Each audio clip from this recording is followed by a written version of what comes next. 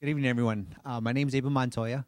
I'm from the Illinois Students Commission, and today we're going to talk about the FAFSA, and we're going to go step by step in regards to the form itself. For those of you who are viewing this on YouTube, there's a chat box, but that's only if you have a Gmail. If you don't have a Gmail account, you will not see the chat box, but you can email any questions that you may have to Sue. And I believe the email address for Sue is, because I don't know how to spell your last name, Sue. Okay. Okay. So the email address for Sue should be appearing in the video. So once again, my name is Abel Montoya. I'm from the Illinois Students Commission. We're the state agency that basically helps kids go to college. That's our goal. We want students to pursue some type of post-secondary credential.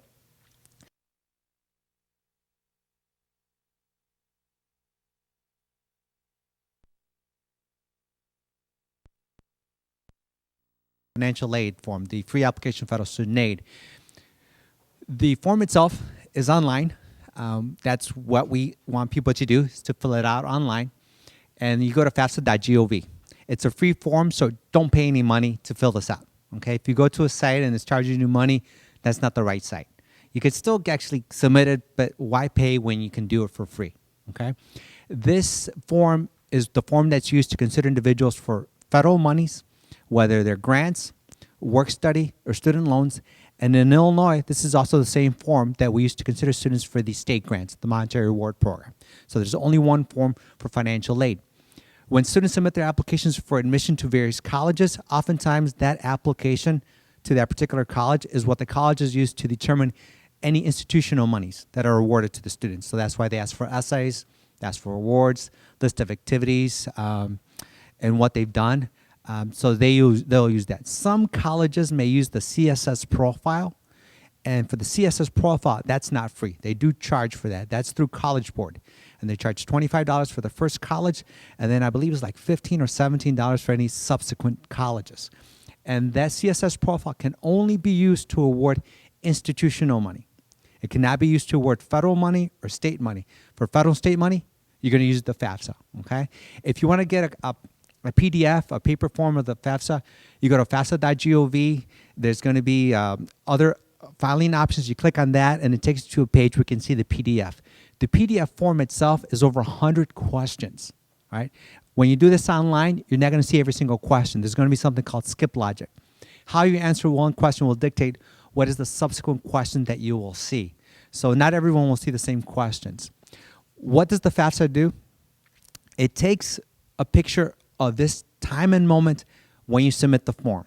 It looks at the money coming in and the money going out to determine what is the ability of this student and his or her family to pay for college. That's all it's doing. What is the ability of this family to pay for college?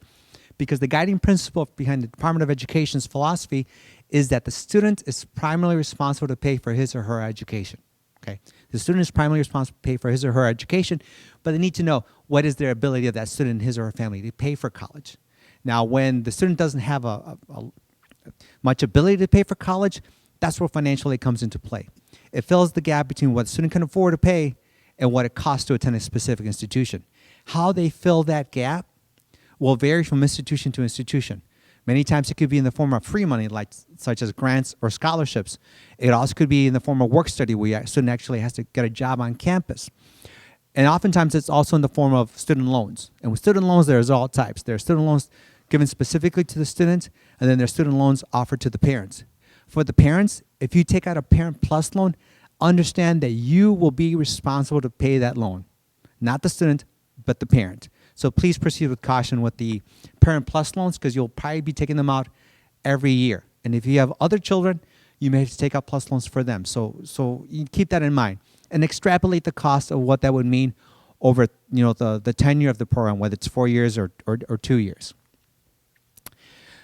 The FAFSA became available October 1st, so a couple of weeks ago. So we're right in the thick of it. We're still really, really early in the process.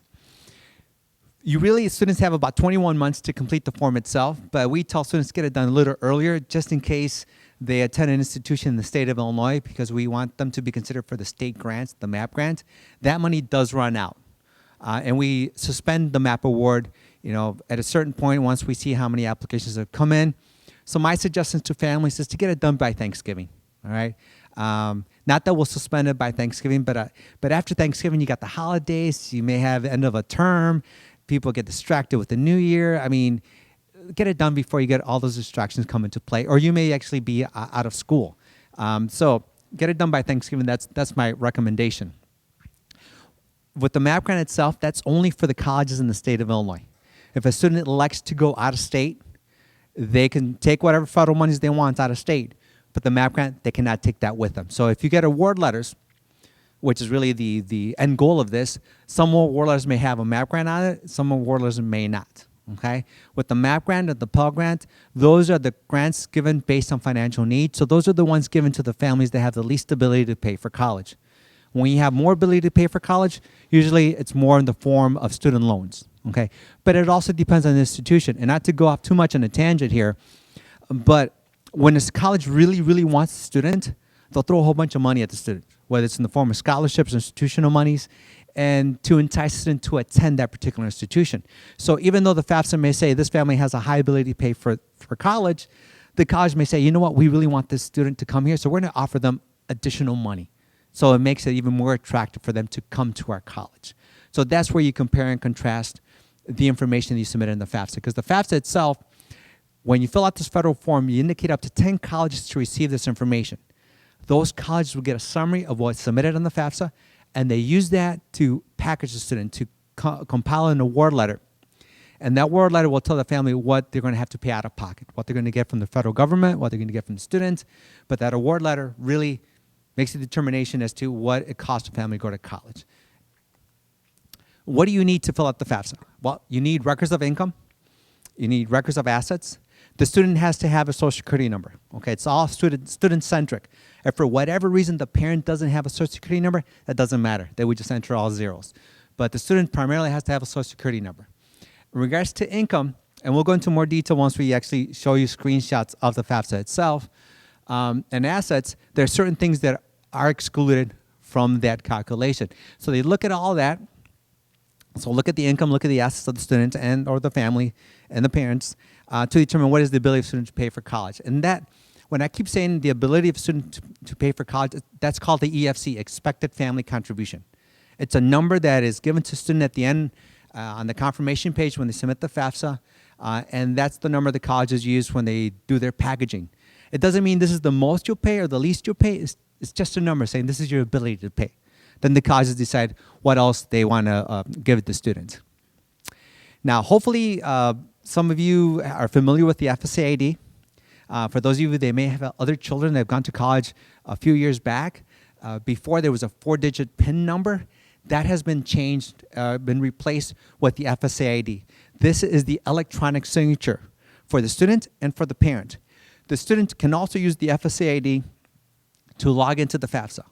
The FSA ID, in addition to being able to be used to sign the form, it could also be used to retrieve IRS data directly from the IRS to populate the FAFSA. And we'll get to that point in a second. But with the FSA ID, you get a username, you get a password. The username you create, the password obviously you create too. But I encourage you, please provide an email address and verify that email address. And when you verify that email address, the way you verify it is that you click on the button after you supply the email address to get a security code, and then that security code is emailed to you, and then you enter that security code in the FSA ID creation page, and your email has been verified. That means that if you forget your password, you can reset it with your email address, or with your email. And your email address then can also become a username, all right? So that's why it's key. I suggest that you create an email address.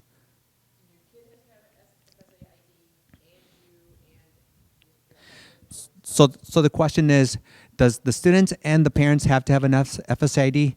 The students, yes, should have. It's not absolutely required, but that would mean if you don't have an FSA ID, you're doing everything manually, like submitting stuff through the U.S. mail, which I don't recommend.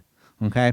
With the parents, they don't have to have an FSA ID, but if you do not have an FSA ID, you have to print out the signature page, sign it by hand, and put it in the U.S. mail. Okay. So that's why I recommend that you have an FSA ID, because if you have an FSA ID and do everything electronically, the FAFSA gets processed in 3 business days versus 6 weeks if you submit everything to the U.S. mail. Okay, and we'll take. I know there's going to be lots of questions, and we'll open up for questions at the end. So, but if you do have a pressing question, just let me know, and we'll answer that. A few more things about the FSA ID. The password has to have at least 8 characters, an uppercase, a lowercase letter, and a special character. Okay, and it changes every 18 months. So please don't forget your FSA ID. Okay, the password changes every 18 months. Every 18 months, okay? Username stays the same, but your password does change. For the students, I would recommend the students do not use their school email address, because if they graduate and they deactivate the email address, they will no longer be able to use that to reset their password if they forget it. You can always go back and change your email address if you need to, but I encourage you to do it, use your personal email address. And this, whatever email address is provided on the FAFSA form itself, colleges will see it, so it should be a professional one. With security questions, for those of you who have not created an FSA ID just yet, you have to have 4 security questions, 2 of which you can select from a drop-down list, and then the other 2 you create, whatever you want, okay? And when people say, what do you mean by that? And it's exactly that, whatever you want, okay? Don't say what's my favorite color, because people always forget what their favorite color is, okay? Creating a question that you know you won't forget the answer to. And then you have to have a significant date, but it cannot be your birth date, okay? So where do you start when you create a FAFSA? Or you submit a FAFSA? Well, you start where it says start a new FAFSA. After they start the FAFSA for the very, very first time, and they go back to either renew the FAFSA or make edits to the FAFSA, they click where it says login, okay? You can log into the FAFSA using your FSA ID for the student, and you'll see that on the left-hand side, it'll say whose information they're requiring, whether it's the student or the parent. It's really important that you supply the information for the correct individual, because if, say, the parent logs in with their FSA ID right there, you know what that means? It means the parent is not applying for financial aid. Okay, there's nothing wrong with that, but understand what you are doing. So always keep an eye out on the left-hand side. On the right-hand side, there's always helpful hints that can help answer the questions you may have without having to do a whole lot of research. And there's a scroll bar. Sometimes the whole information won't fit in that section. So if a student logs in with their FSA ID, they can, a few things are pre-populated for them, and it makes things go by a little bit faster. When you create the FSA ID, the day you create it, you can use it that exact day to either to start a FAFSA or sign the FAFSA. If you create the FSA ID today and say you want to start the FAFSA tomorrow, you cannot use the FSA ID tomorrow because it takes 3 business days for it to get processed. Okay, so you can use it the day of or 3 days later. Okay, for the FSA ID. If you don't have an FSA ID or you don't want to use it, the student would just enter their first name and their last name, their social security number, and the date of birth. Social security number, double check it, triple check it 4 or 5 different times. That is because that is the hardest thing to correct if they make a mistake. Trying to make a change to the social security number, you have to involve the Department of Education. All right? So double check it, triple check it.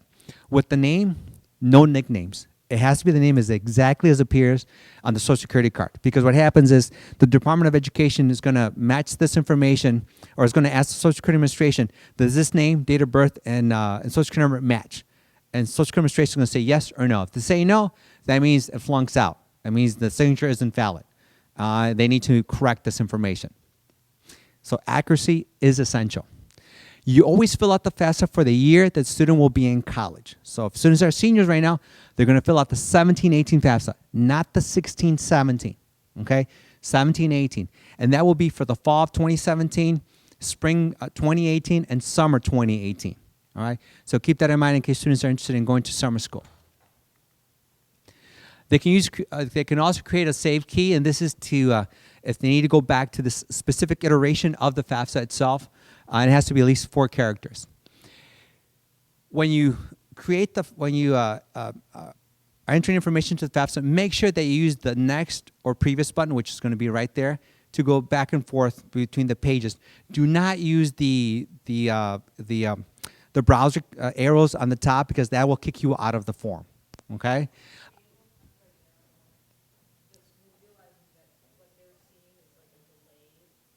Oh.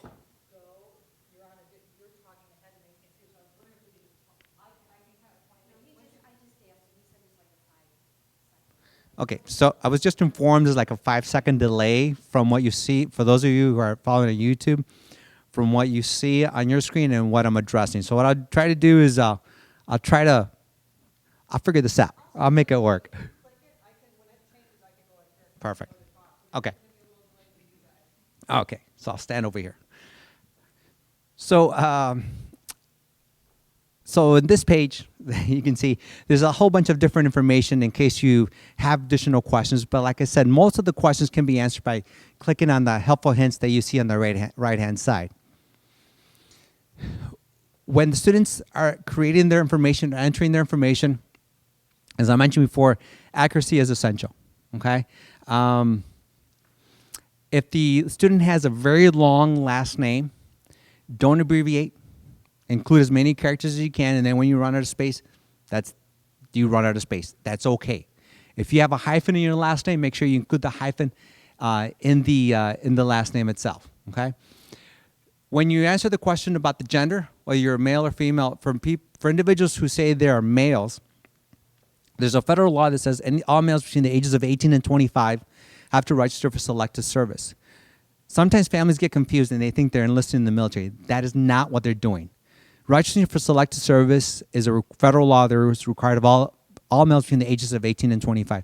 They are not enlisting.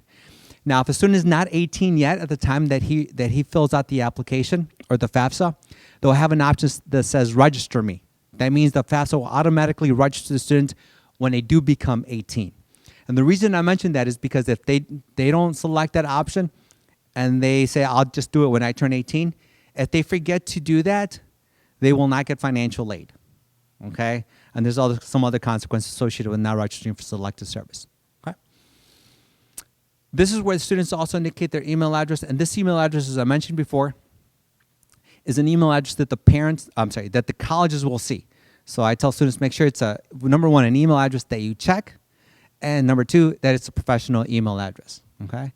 The marital status, that's also of the students, all right? Remember, because we're in the students section, all right? So there is no age limit to who can apply, so we have all different types of marital status for the students themselves. And then if they have a driver's license, they can enter it. If not, that's okay. It's not that big of a deal. When students fill out the FAFSA, to be eligible for financial aid, a student has to be a U.S. citizen or a U.S. permanent resident, okay? If a student is not a U.S. permanent resident or has a very, very specific type of visa, they are not eligible for federal or state aid in Illinois, okay? In those cases, we tell students contact the college that you're interested in attending to see how they would like you to proceed. The information about what year there will be, what would be their high school status and what will be their grade in college, that's important because what happens is they need to make sure they indicate that they're going to be a high school graduate and they're applying for their first credential, because for graduate school, and this is maybe important for individuals who are interested in going to graduate school, for graduate school it's mostly going to be loans. Okay, grants are only given to individuals pursuing an undergraduate degree and only pursuing their first undergraduate degree. Okay, so keep that in mind. So that's why it says, will you have your first bachelor's degree before you begin the 17-18 school year? They're going to say no. Okay, if they're in foster care, they do need to say they were in foster care. The question about the parents and their high school, the highest level of education completed, that's for the colleges. So the colleges sometimes may have scholarships for individuals who may be the first in their family to go to college, but they really that's for the colleges. One of the questions that they ask is in regards to what will be your grade level and have you attended college before. They should say never attended college before, and the reason being that what they don't include is that never attended college because you haven't received financial aid before, okay?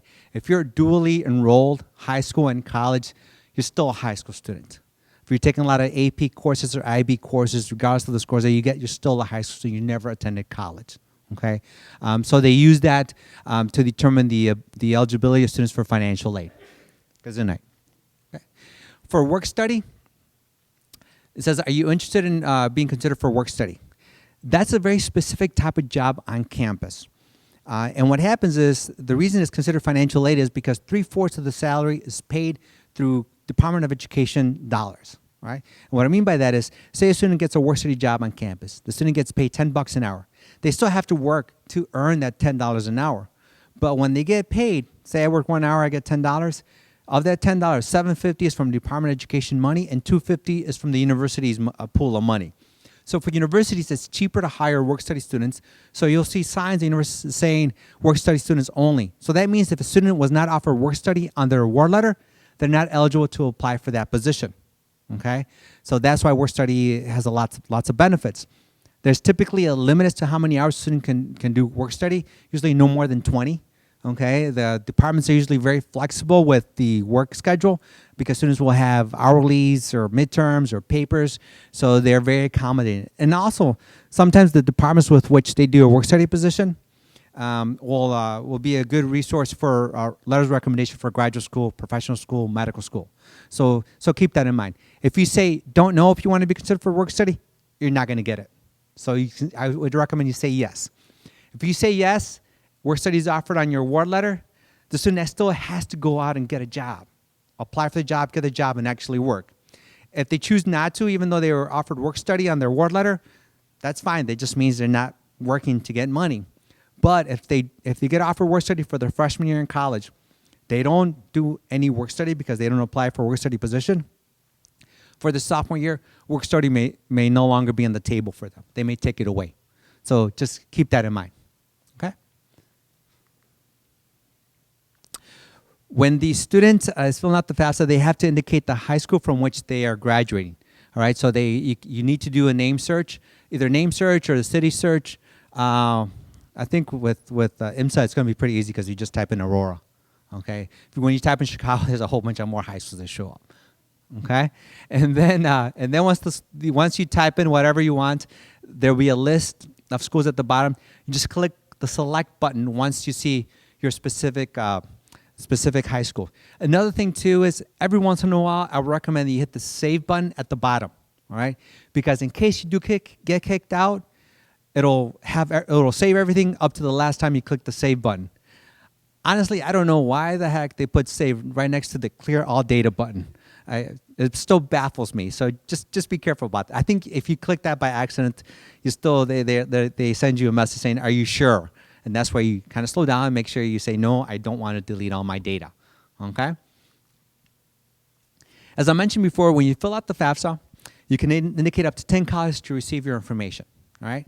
And you can do either a search for the college by name, by city, by state. The more specificity that you give, the shorter the list will be, okay? If you just type in Illinois and Chicago, you're going to get you see in this case, you get 129 search results. That's a lot, okay? Sometimes if you know the school code, you just type it in over here where it says Federal School Code on the right-hand side, and you click the search button, and that'll give you the colleges on the drop-down list. Once you find the colleges that you want to add, you click in that box, and then where it says number 3, you say add, you click on add, and it comes over to selected schools. So you can indicate up to 10 colleges when you do this online. Now, if a student has 12 colleges to which they're applying, you can only do 10. So you submit it with the first 10 that you want. You send it in, and then after it gets processed, so if you do everything electronically, it'll be 3 days.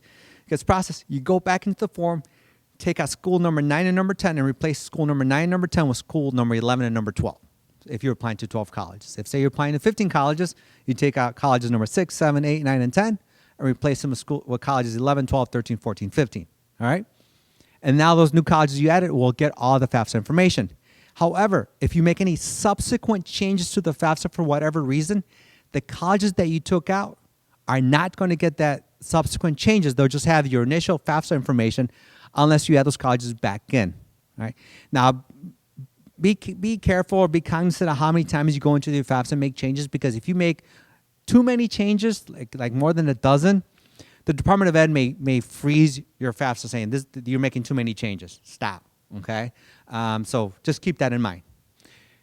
With the order of the colleges, you don't have to worry about that.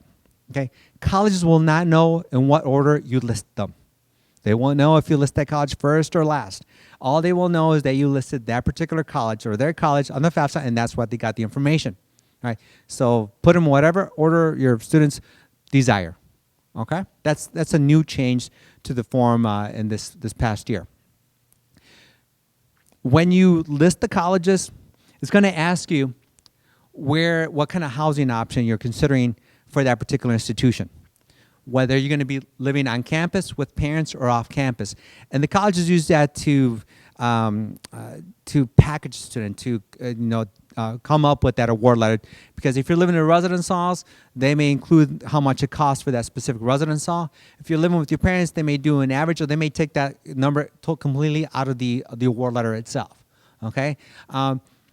So if you're not sure, just say on campus. This way, you don't necessarily have to live on campus. But if you are going to live on campus, you need to be aware of the housing situation in that particular institution. Some institutions require students to live in residence halls. Some of them do. Some of them, it's kind of a first come, first serve because they may have limited housing options. You look at UIC right over here. I know some of the students at IMSA apply UIC because of their GPPA program. They have a finite amount of residence hall spaces. Okay, so that's a first come, first serve.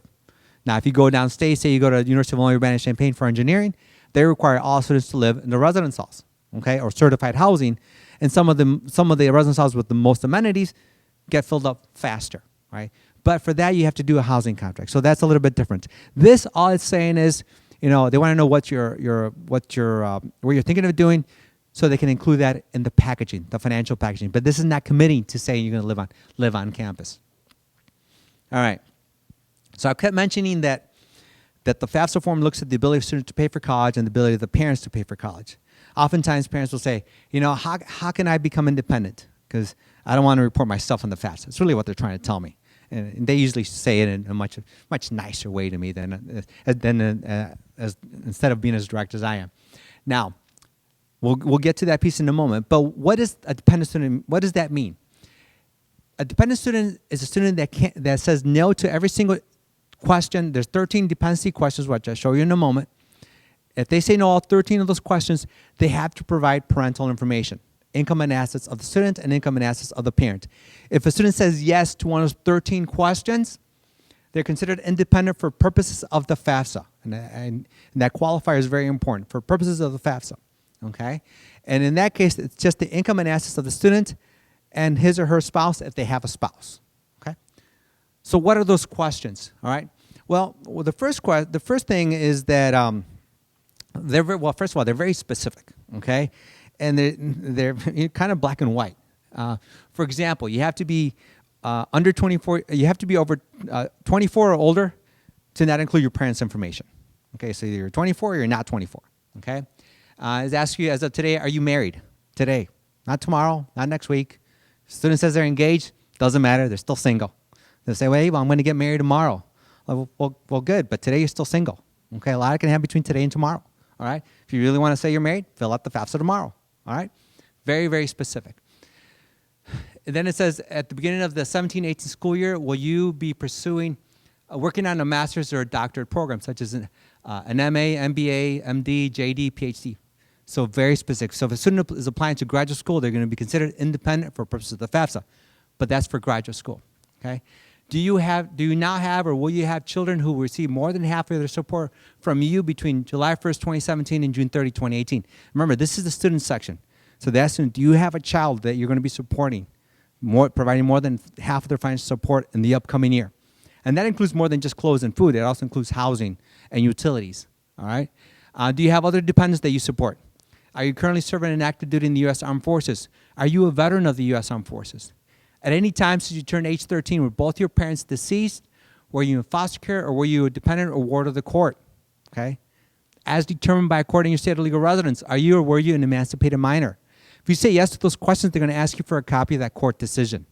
Okay. So if you're in legal guardianship, it's not a notarized copy that you're in legal guardianship. It's a court decision that you're in legal guardianship. And then these three questions at the bottom, actually, let's see here. You can see them over here. These three questions, It's going to ask you if someone is an unaccompanied youth who is at the risk of being homeless or who is homeless. Unaccompanied youth, which means not in the physical presence of the parent. Okay? If the parent and student are homeless in the homeless shelter, guess what? They can provide parental information because the parent is right there. Okay? In that case, there's no income really, probably, or very minimal. All right? All it's doing is looking at the ability of the family to pay for college. Okay? And they're asking for student and parental information. All right. Sometimes people get so concerned about being independent or dependent. There's no question as are you independent or independent. There's no such question. These are very specific questions. How you claim or who claims the student as a dependent on the tax return has no bearing whatsoever on the FAFSA itself. Okay. If you can't say yes to any of those questions, it's going to tell you that you need to provide parental information. And you're going to see a screen where the box is already checked for you saying, I will provide parental information. Okay? It looks like it's an option. They can say, well, I can't, but it's not really an option because if you say, I am unable to provide parental information, sometimes students think, well, my mom's not here, so I can't provide it because I'm not able to provide it because she's not here. That's not what they're saying. What they're saying is if you are unable to provide the parental information because you have no idea where your mom is at and have no way of getting in contact with your mom. Okay? That would be the exception. Let me give you some reasons that are acceptable and some that are unacceptable. Unacceptable reasons to not provide parental information. Your parents don't want to. They don't want to provide the information for you. They said no. Well, you know what? That's not going to work. Your parents refuse to contribute to college expenses. You folks here seem like really nice parents, and I'm sure you want to help your kids go to college, but there are some parents who say, I'm not going to help pay for anything. It doesn't matter. Just because you're a parent doesn't mean you're obligated to pay anything for your child's education. Okay? All you're doing is providing your income and asset information. Whether or not you choose to give money to your kid to go to college, that's your decision. I hope you do, but that's still your decision. All right? Your parents do not claim you as dependent on their income taxes. That doesn't matter. Okay? You still have to provide parental information. Now, what are acceptable reasons to not provide parental information? Your parents are incarcerated, both of them. Not just one, both of them.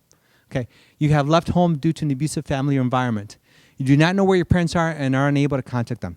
So you see, those are very extreme scenarios. So for what I'm getting at, for the most part, parental information will be provided on the FAFSA. Now, when they ask for parental information, they say, well, whose information do we provide? Well, you have to indicate your marital status, okay? If the parents are married, or even if they're not married but living together, both of their information will be reported on the FAFSA.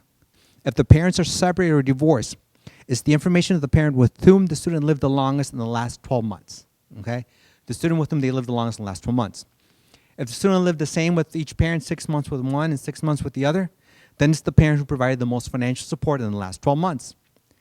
If the parents provided equal amounts of financial support, so the first criteria, how long they live with each other, it was equal.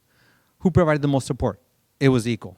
Well, then in that case, they say, well, whoever makes the most money, all right? That's usually when parents say, I just remembered. They lived more with this one than that one, okay? So the first criteria is with whom did you live the longest, and whoever that parent is, that's whose information is going to be provided on the form itself, okay? With the parent information, you indicate your marital status, you indicate the month and the year that the parents either were married or separated or divorced if that's the case, and then you enter information from parent 1 and parent 2, okay?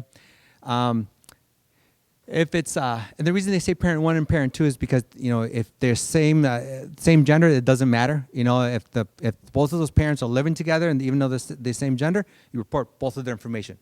If both parents are not married to each other, but they're legal parents, they report both of their information. Okay. If say my wife and I were married, okay, say we get divorced, separated, my son comes lives with me. I have a new girlfriend. Okay, well not a new girlfriend. I have a girlfriend now. So I'm divorced, separated. I have my girlfriend. It's me, my girlfriend, and my son living in the home. If my son was going to college, he would only put my information because I'm the only one. I'm the one with whom he lived the longest last 12 months. But if I were to marry my girlfriend, and now that's the stepmom, my son would have to report my information and the stepmom, regardless of whether the stepmom wants to provide any financial support for the students. Okay, doesn't matter the relationship. It's all about whether they're married or not married. So I'm not giving marital advice, but understand that if you married your girlfriend, boyfriend, They're going to have to report that information if the student lives with you the most. Okay?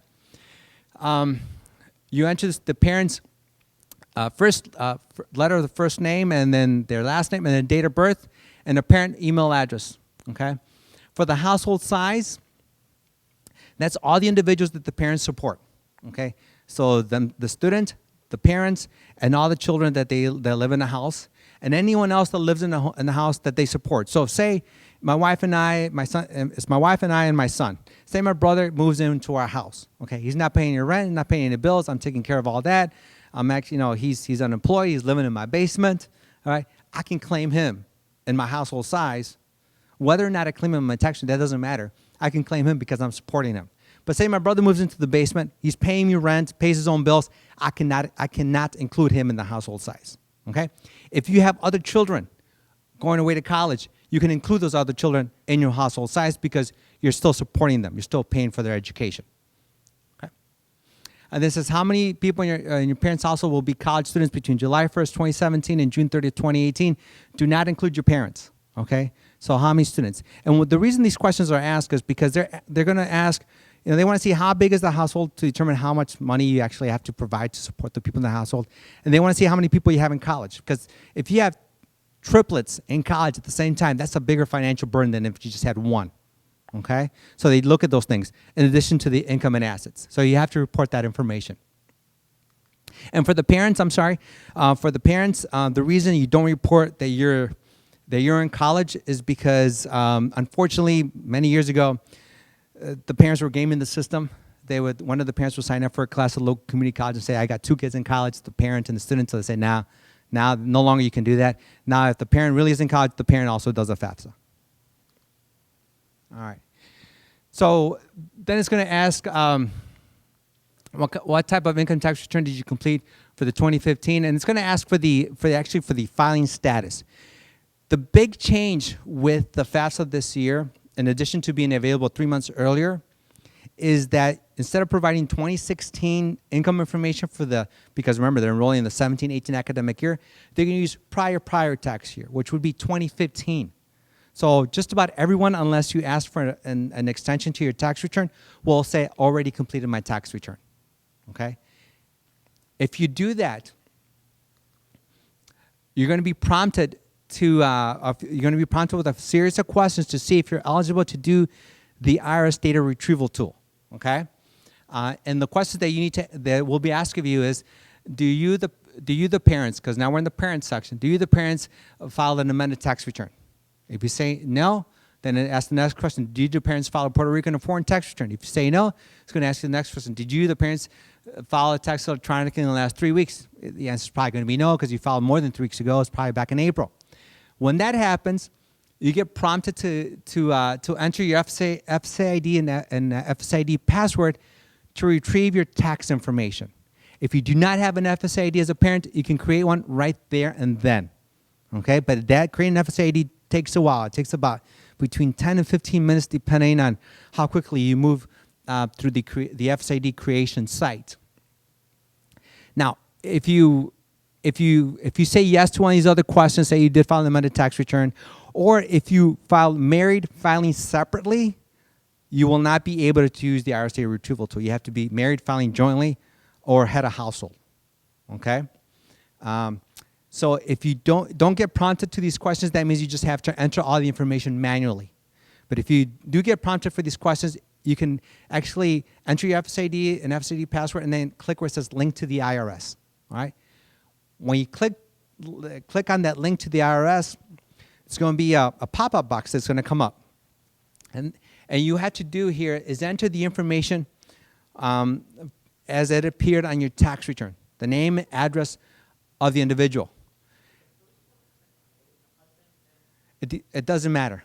It doesn't matter. It does ask which parent are you when you create the FSA ID, and that information will pre-populate that box from the IRS. So some people have difficulties retrieving the information because they don't type in the address exactly like it's on the tax return, or the name's a little bit different. So double check, triple check that information, and then you click on the submit button. And if it works, It'll give you a summary of the information that they pull from the IRS database, but then you have to physically click on the button that says transfer to the FAFSA, okay? And it'll transfer all that information. If you choose not to transfer it, you don't have to. But if you transfer directly to the FAFSA from the IRS Data Retrieval tool, that information does not have to be verified by the college because it's legitimate, it's directly from the IRS, so they know there's no mistake associated with that. Okay, let's see. Shoot. When you do that, though, I don't have a slide here that shows it, but next to each data element that was transferred from the IRS, there'll be a little phrase that says transferred from the IRS. If you see that, don't change that data element, because if you change it, the college will get a message saying this information was transferred from the IRS, but then the student or the parent changed it, and the college is going to say, why did you change it? Okay. Now, for the parents that may have recently got divorced or separated, you may have filed married filing jointly. The IRS Data Retrieval tool will work. It will pull that information. It will pull the adjusted gross income, but the marital status will be different. You'll say divorce if you say you got divorced in April of 2016. Okay. The AGI, the adjusted gross income, because that's one of the questions that is asked, will be as of 2015. Now, if the income in 2016 is going to change drastically as a result of that divorce or that separation, I tell the students that once you're admitted to that particular college, talk to them, explain your situation, whether it's because of a divorce or say there's some extraneous circumstances that there's going to be a drop in income in 2016, somebody got really sick and there's going to be astronomical medical bills. Talk to the college after you get admitted so they can take that into account when they create the award letter. There's some families that say, you know, in 2015 we were doing really well. You know, we get paid by the hour. There's a lot of overtime. 2016, things have changed. There's not hardly any overtime. And that's when you talk to the college office and explain your extraneous circumstances, okay? And the college may ask for some documentation to verify what you're saying is actually correct, okay? And they'll take that into account. After you submit the adjusted gross income, it's going to ask you how much did parent 1 and parent 2 make from working. That's specifically from working. So that would be what's found on box 1 of your W-2, okay? And then this question is, as of today, is either of your parents a dislocated worker? That would be someone who's who was laid off or received laid-off notice. If the parents were married, and say one of the parents was a homemaker, and now they're divorced, that homemaker can say, I'm a dislocated worker because someone provided unpaid services to the household who is no longer being supported by the spouse. So they can say yes to the dislocated worker question. All right. But a lot of this information will be pre-populated already based if you do the IRS Data Retrieval tool. One of the questions that will come up would be in regards to federal means-tested programs. This is one of the few questions we're asked about the household in the last 2 years. So in the last 2 years, in 2015 and 2016, was anyone, was anyone in the household on Medicaid, the SSI, the Supplementary Nutrition Assistance Program, SNAP, or food stamps, the free or reduced lunch program, TANF, or WIC. You know, if they indicate that if there anyone in the household in the last 2 years was any of these, check them. You can check as many as apply. Or you say no, none of the above, okay? These are programs that, to qualify, we have to have a certain level of income or be below a certain level of income. And the government, the Department of Ed uses this to kind of take into account what is the ability of the family to pay for college. If they're saying you qualify for one of these programs, that means you have very limited ability. It's kind of like a third-party authentication of your income being low. And this will not affect, by clicking any of these questions, it does not affect someone's ability to receive any of these programs. They still receive them as is. Everything provided in the FAFSA is confidential. It is not shared with anyone. They do some checking, but the information is not shared with anyone. The information about income tax, if you do the IRS Data Retrieval tool, it will be pre-populated for you, and it'll say transfer from IRS. Otherwise, you manually enter how much income taxes were paid. Once again, they look at the money coming in and the money leaving. Taxes would be money leaving. Okay, it's going to ask how many exemptions the parents claim on the tax return. If someone says, they claim, 5 exemptions on the tax return, but in household size they say they have 10 people, the college is going to say, okay, we want a list of the 10 people in your household, who their names, the date of birth, and I want you to sign this to show that you really did have 10 people.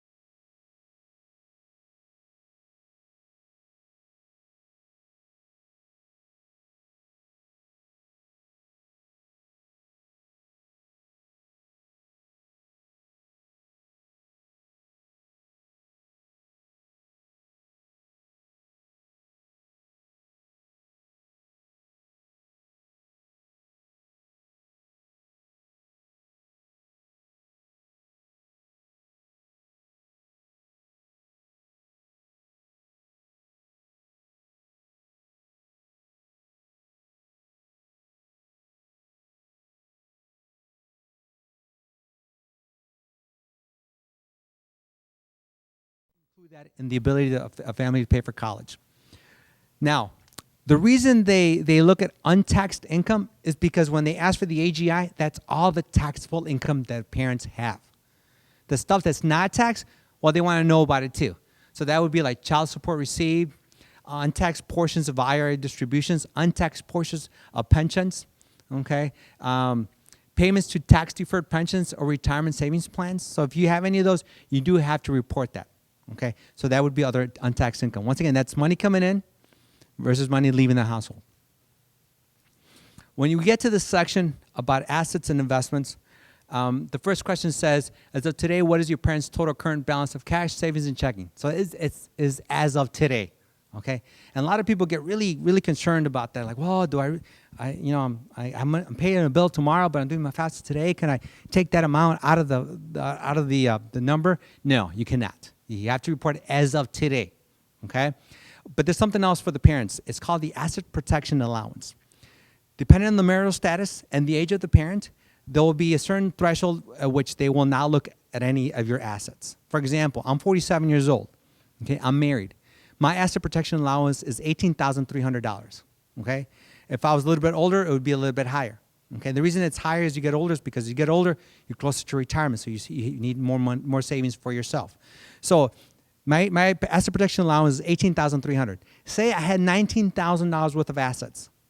They would take $19,000, subtract $18,300, and they would only look at $700 of my assets. And then only 12% of that, okay? That's an asset protection allowance. Students do not have an asset protection allowance. Parents do, okay? That's why for the next question, as of today, what is the net worth of your parents' investments, including real estate? Not your parents' home, okay? You do not include the home in which you live. The home in which you live is not included as an asset. If you have a 401k, a pension plan, and an IRA, do not include that. Do not include your IRAs, pension plans, your 401ks. Do not include that.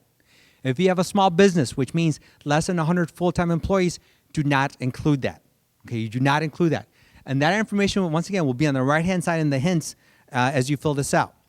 But stocks, bonds, mutual funds, CDs, UDMAs, you report that. Those count as investments. And so do 529 plans, okay? If you as a parent have a 529 plan, you report that if you are the owner. If your son or daughter is the owner, you still report that. If you have 3 kids and you have 3 529 plans, 1 for each kid, you have to report all 3 of them, even though you're filling out the FAFSA being done for just one of the students. If you're the owner. If grandma or grandpa owns the 529 plan, it is not reported, okay? If the aunt and uncle has a 529 plan, for example, I have a niece. She's real cute. She's 6 years old. My only niece. I love her. We started a 529 plan for her, okay? When she's 18, I'm going to give her money for college. But, you know what I could do? If for some reason she gets on my bad side and I don't want to give her any money for college, I don't have to. I can transfer that money to whomever I wish because I'm the owner. That's why my niece, when she's about to go to college, when she's 18, she does not report the 529 plan that I have for her because I haven't given her any money. Once I actually give her money, I give her a distribution, she reports that because there's a question that says to ask the students, any monies given to you or any bills paid on your behalf, you have to report. So so my niece would not report the value of the 529 plan that I have for her, but she would report the distributions that I given her. But for my son, I have a 529 plan for my son. When he goes to college, I have to report that plan. If I had 3 kids and had 3 529 plans, I would have to report all 3 plans, okay? The reason you have to report all of them is because some parents were, they were moving plans around because you could do that. So the oldest kids go to college, they put the 529 plan in the youngest kid's name. And so the Department of Ed got wise to that, okay? So you do have to report that. But remember, you have an asset protection allowance. So that helps, mitigate the circumstances a little bit better. And the other thing, too, is when they look at the assets to calculate the EFC, they take a higher percentage of the student assets compared to the parents' assets. They take a look at 12% of the parents' asset versus 50% of the students' assets. And students do not have an asset protection allowance, and parents do, okay? The biggest mistake I see in this question here that people answer is that they include their 401ks. Make sure you don't do that because that would really drive your your EFC up. And then the questions are asked of the students of whether they filed a tax return or not. Just because the student worked doesn't mean they actually have to file a tax return. There's certain thresholds at which you're required to file a tax return, and if you're under that threshold, you don't have to. Sometimes students file a tax return anyway because if taxes were withheld, they want to get that money back. Okay, so they answer the questions about themselves, and even if say they didn't file, they're still going to ask them how much did they make from working. Okay, and when they're answering questions, when you put your cursor in the data element box on the right hand side, it'll tell you exactly where to find that information. It'll tell you which line. Sometimes they actually even put it in the question itself. It tells you report which lines of the 1040 or 1040A or 1040EZ. So all this information is there. So just read through it and take your time with that information. With the students, and a lot of these questions will be mirrored on the student side compared to the parent side, but one question that's not asked on the parent side that it is asked on the student, it says, money received or paid on your behalf. So remember that example, the 529 plan that I have for my niece? Once my niece is in college, say I gave her $1,000 for her freshman year in college, when she does her FAFSA for her sophomore year, here she would click this box and say $1,000 because I gave her $1,000 for her freshman year in college. Okay? It's not the value of the plan that I have for her, but the actual distributions that I've given her. Okay? This would be, and when I say bills paid on your behalf, those would be bills for which the student is responsible. Okay? If it's in the name of the student and someone else pays for it, they have to report it there. But this would be a non-parent whose information is not reported in the FAFSA. Okay? So if both parents' information is being reported in the FAFSA, you do not report the bills that the parents are paying for the FAFSA. But say that the parents are divorced. They're separated. Parent 1 with whom the student is living reports their income information. If parent 2 is paying a very specific bill for the student, that would be reported here. Okay? But it would have to be a bill that's in the student's name. All right? This is kind of a catch-all to make sure they're looking at all the money coming in versus all the money that's leaving the household. For the student, later on, is going to ask the same questions about how much do you have in cash, checking, and savings. Do they have any investments? If a student has an UGMA or an UTMA, they would have to report it here. The parent typically is the custodian, but the student is the owner. They have to report it. If a student has a trust fund, they have to report it. Even though there may be a limitation or a restriction that says you can't touch this till you're 27, students have asked me, do I have to report that? I go, yes, you do. They're like, but I can't touch it until I'm 27. I go, that's okay. Take out loans now when you're 27, pay them off. But I can't do that. I go, why not? Because that's my trust fund. Well, exactly. It's your trust fund to help you pay for college. Because we go back to the principle the student's primarily responsible to pay for his or her education. The only exception to that would be a trust fund where there's a court order that it cannot be touched because it's earmarked for a very specific reason like medical injuries. Say somebody got a lawsuit claim or a settlement because of a car accident and there were surgeries that are going to be coming up and that trust fund set up for those surgeries. That would be the sole exception to that. Otherwise, everything else is going to be reported. All right? When you fill out the FAFSA, you may get a box that says, there's an error. All right, and they'll bring up the two questions or the question where they think there may be an error. And if it's correct, you just click the box that says check for errors so that you go through. Otherwise, you make the correction. Another great thing about doing the FAFSA online is that it helps avoid making mistakes. And then before you submit the FAFSA, you can actually click at the bottom. It says View FAFSA Summary, and it gives you a whole synopsis of the FAFSA. So you may want to take a quick look at that before you actually submit it. But then eventually you have to sign the FAFSA. The student signs it, and then the parent signs it. And they're basically saying everything I provided here is accurate or true and accurate to the best of my ability. All right. Any money the student receives is going to be used for educational purposes. That's all you're saying. And we only need the signature from one of the parents. Okay. If both parents' information be provided, we just need the info from one of the parents. If the parent hasn't created an FSA ID, they can create one right there and then. If they don't have an FSA ID and they want to get one for whatever reason, maybe they don't have a social security number or they just say, I don't want to do it. I don't want to do the FSA ID. There's a button that says other options to sign and submit the FAFSA. And when you do that, you can actually print out the FAFSA itself. There'll be a box that comes up on the right-hand side of the box that says print signature page, and you print it. If you don't have a printer at home, you can actually do a screenshot, save of the form itself, and then print it later on. When you print out a signature page, you just sign it by hand and mail it to the address provided on the signature page. We're going to use the date that the FAFSA is submitted electronically. even though the parent signature may come under separate cover if it's being signed manually. Okay? But I encourage you to do this everything electronically so it gets processed a lot quicker. And after the student and parent signs it, they say, I agree to this information. You enter the FSA ID and password, and then you click Submit My FAFSA. If a student logged into the FAFSA with their FSA ID, they won't see these boxes for a username and password because they already used it to log in. They'll just be able to click Submit. Okay? And once you submit it, you're pretty much done. Okay? That's it. It's that simple. It's going to take you a lot less than an hour that I've been talking about. And I may be going too much detail, but I just want to make sure I cover all my bases.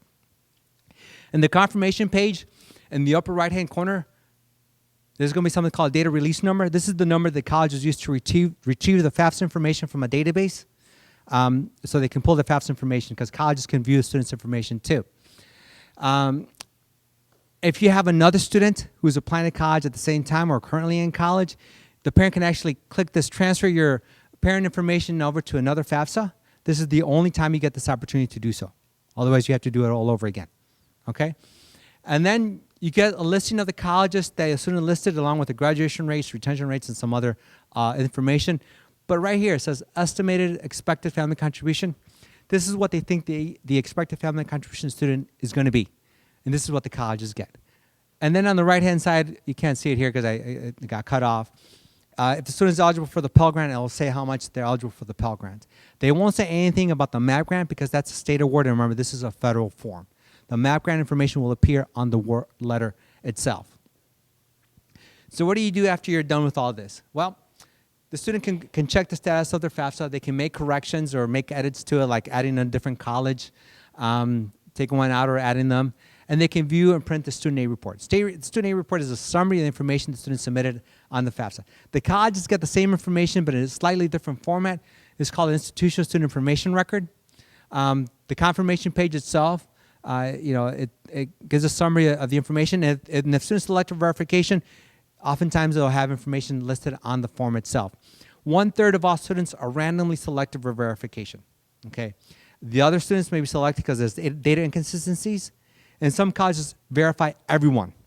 If someone selected verification, the college will say, this is what we need, and this is the date by which we need them. Send only what they ask and no more. Because if you send more, the colleges by federal statute have to look at everything that is submitted to them, regardless of whether they ask for it or not. And if they find data inconsistencies, well, then you have to reconcile that before financial aid is dispersed. If you do not complete the verification process, financial aid will not be dispersed to the student. Okay? Depending on how you make edits to the FAFSA, it could take anywhere from a couple of days to a couple of weeks. If you do everything via paper, it can take up to 3 weeks to make changes. If you do it electronically, it could be one to a few days. All right. With the process itself, it's confidential. Okay. A few more things with the verification process is that if you do send any documents, make sure you keep a copy. Okay. Don't send your only original and not have a copy in case it gets lost. All right. Keep track of all the deadlines. All right. The colleges do this process because if they award money in error to a student, the college, the Department of Ed or the state of Illinois is not going to ask the student for the money back. They're going to ask the college for the money back. Then the college has to get the money from the students. Okay. So that's why the colleges want to make sure, that everything's correct before they disperse the money. So this little screenshot here is basically a summary of the process. The student completes the FAFSA. They get a student aid report. It has a summary of the information. The same thing is sent to the college, but in a slightly different format. The student will complete the verification process if they select a verification. Then they get that award letter that we mentioned earlier. That gives a breakdown as to what they're going to receive. And this is where you look at the details. What are they offering me? Is it grants? Is it loans? Do I have to take a Parent Plus loan? If it's scholarships or grants, are they renewable? If they are renewable, what do I have to do to renew them? What happens if it's a institutional scholarship based on the major that I'm in? What if I switch from majors? Do I keep that scholarship or not? Is it a one-time scholarship? Sometimes you get a freshman scholarship, which means sophomore year you don't get it. Those are the questions you ask in that award letter. Then you respond to the college to let them know if you're going. Everyone has until May 1 to decide where they are going to be attending college. Okay, and then you complete any subsequent processes such as signing up for the residence halls, doing placement testing, doing student orientation, everything you need so you can enroll in college in the fall. And then you start the FAFSA again the following year in October. If you ever have questions, call us. Call the state of Illinois or the Department of Education. We can try to answer those questions for you. We actually provided a new initiative. It's a texting program where students can text their questions to us, and we reply via text. This is one of the numbers. There's the whole linear numbers on this postcard that those of you here in the audience have received. What the student does is they just text their name to that number, and we verify that actually that is a student, and that's it. And then we just wait for a question that they may have. What we will do is that every year when the FAFSA becomes available, we'll send them a text reminder saying the FAFSA is available, get it done. And right before we're about to suspend the state grant, the MAP grant, our goal is to the day or 2 days before, we'll send out a text to students saying we're about to suspend the MAP grant. This way, in case they haven't finished their FAFSA, they get on it and get it done. Okay? So this is a new initiative. This way, make sure you get all your questions asked. It's a process that can be a little bit complicated, a little bit overwhelming at times, especially in light of applying to colleges and doing your senior year and doing homework and all this stuff. But it's important because it really helps mitigate the cost of attendance. And the families that say, I make too much money, it doesn't hurt to fill out the FAFSA because the unsubsidized direct loans, every single student is eligible for that because those are not need-based, okay? Parent Plus loans, through the Department of Ed, they have fixed interest rate. They don't go up or down, okay? If you get a loan on your own through a credit union or a bank, all bets are off. It could be variable. If you run into difficulties paying these loans, they're not going to be very flexible at all. Either way, whatever loans you take out, you will have to be paid back. They will have to be paid back. Educational loans are not dischargeable in bankruptcy. That's really important. So that's why those award letters are really important to determine with what do I feel comfortable in regards to paying out of pocket. Okay? That's it, folks. This is the process itself. I went to a whole heck of a lot more detail than you really needed, but I hope that covered all the bases. So now I'm going to open up the floor for questions in the audience or anyone online, and I'll repeat them so everybody can hear. Any questions here? I covered everything, huh? Awesome. Yes. The question is, do you only have to have one parent sign? That is correct. You only correct. So you can, if the second parent doesn't want to get an FSA ID, they don't have to, but one parent does. Sometimes what I've encountered is that one parent has problems with their FSA ID because they can't remember the username or password, they get locked out or something like that, and the other one creates one just to be done with it. But yes, only one parent needs a signature, so only one parent technically needs an FSA ID. But if you have multiple kids in college, each kid fills out the FAFSA and uses the same FSA ID to sign each FAFSA. Any questions online? It's kind of a review what you said. When can I add other colleges to the FAFSA? So the question is, when can you add colleges to the FAFSA after you've submitted the FAFSA with 10 colleges, after it gets processed, okay? Once the FAFSA gets processed, and if you do everything electronically, it'll take about 3 business days. Once that's done, you can go back into the FAFSA and add the colleges, number 11, 12, or however many. But to do that, you have to take out the same number of colleges out of that list of 10 and replace them with the new colleges. And then those new colleges will get the FAFSA information. If I enter as a parent, when and how do I reference my child's records? Do I need to create the FAFSA ID before I create mine, before creating my income? If I understand the question correctly, when should you create the FSA ID? You can create it the same day that you fill out the FAFSA. If you do it prior to filling out the FAFSA, say the day before, you actually have to wait about 3 business days to actually use the FSA ID for it to work. So it's the day of or 3 business days later for the FSA ID. And use the FSA ID to retrieve your tax return information and to sign the FAFSA itself. For students, they can also use the FSA ID to log into the FAFSA. But there's going to be like a little period, a window, maybe it's not a window, it's more like a door, where you cannot use it. And so if you don't use it the day you create it, you have to wait 3 business days.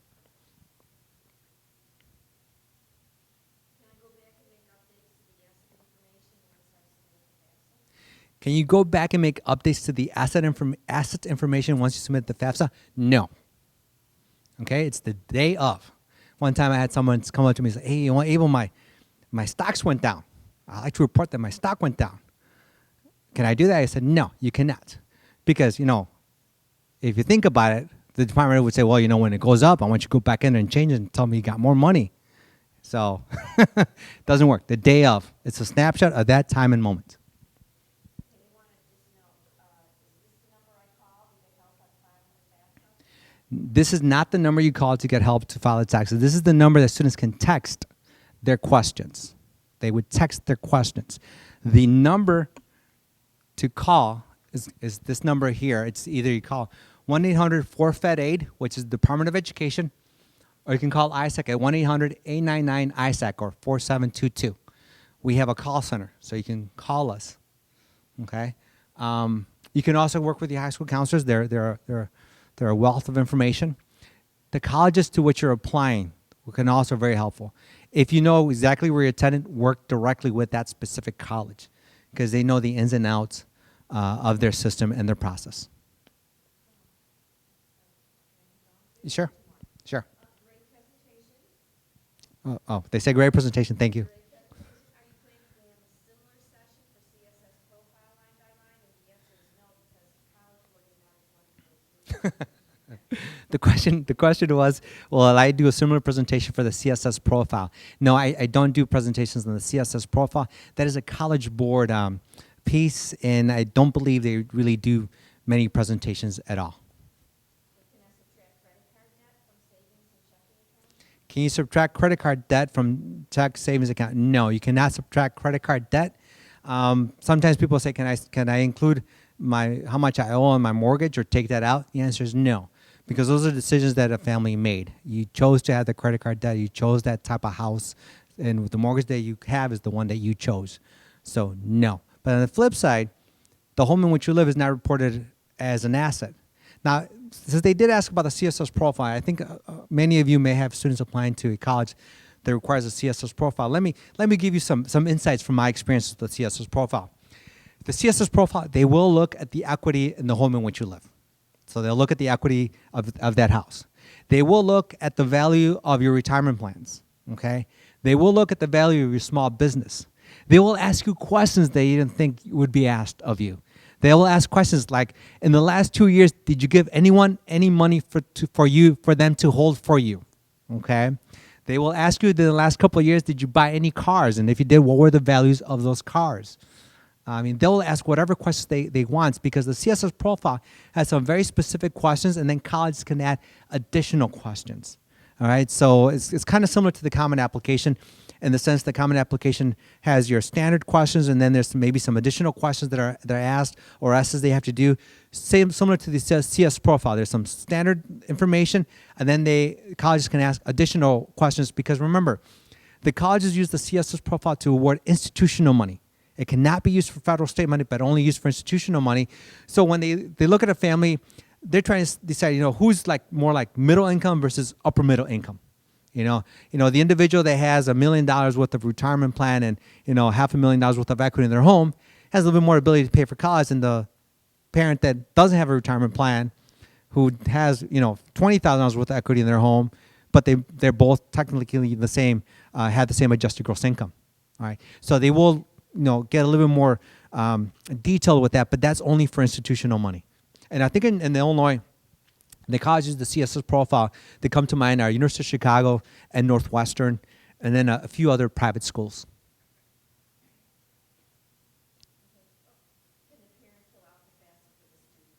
Can the parent fill out the FAFSA for the student? The official answer is no. Have they done it? Yes. Okay. Here's the reason the answer is technically is no. Is because there's a student signature saying the student saying this is true, everything I provided. The FSA ID you're not supposed to share with other people, so the parent really shouldn't know the student's FSA ID and vice versa. Now for the parents, not that your students would do this, but there have been a few instances where a student has taken out a PLUS loan on behalf of the parent because the student knew the parent's FSA ID.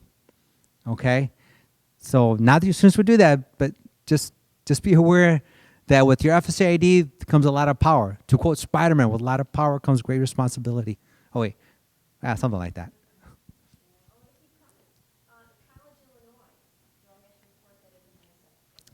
Do you have to report College of Illinois as an asset? The answer is yes. College of Illinois is a 529 plan. So is the Bright Start plan. 529 plan is a savings account where the money invested earns interest tax deferred, as long as it's used for educational purposes. If you invest in a 529 plan in the state of Illinois, there's some additional tax benefits when you file your state income tax. Okay, and it's a way to reward families for saving for college and to kind of stretch those dollars. But if it's a parent, if you own a 529 plan, you have to report all the plans that you own and all the plans that your children own.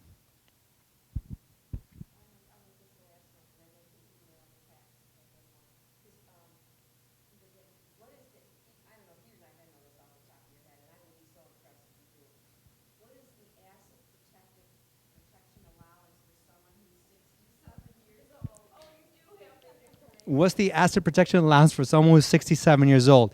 If you're 65 or older right now, it's $29,600 if you're married, and if you're single, it's $14,300. Okay, that's the high end. And the thing is with these tables, I pulled it out earlier to talk to a parent about it. These tables are set by Congress. Okay, so they will change from one year to the next. For example, about 3 years ago, my asset protection allowance was about $31,000. This past year, it was $18,300. So it goes up and down depending on what Congress sets and puts in place. Okay, for the 17-18 academic year, we found out that the maximum Pell Grant is going up to like a little bit over $5,900. Okay, so that's also going up. So right now it's $58.15. The year after that, it's gonna be like 59. I think I want to say like 35 or 25. So every year things will change. Okay.